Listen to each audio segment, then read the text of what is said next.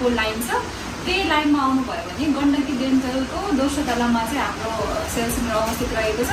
पुलको मुखैबाट हजुरले पश्चिमतिर हेर्नुभयो भने हाम्रो डिएक्सनको लोगो बोर्डहरू चाहिँ देख्न सक्नुहुन्छ। नेपालमै बनेको लिङ्जी ब्ल्याक कफीको बारेमा केही भनिदिनुहोस् न।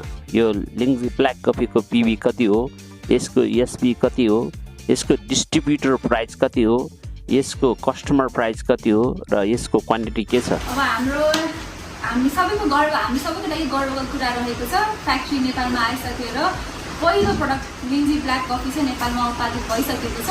यसको एमआरपी 1195 रहेको छ भने हाम्रो डिस्ट्रिब्युटर प्राइस चाहिँ 1085 रहेको छ र यसमा चाहिँ पहिला चाहिँ हाम्रो होल प्याकेज सिर्फ 90 ग्रामको थियो भने अहिले नेपालमा नै उत्पादित भइसके पछाडि 0.5 ग्राम पर स्यासेटमा बढेर अहिले होल प्याकेज चाहिँ 100 ग्रामको पाएका छौँ र यसमा पिबी चाहिँ 125 र एसबी चाहिँ 400 रहेको छ।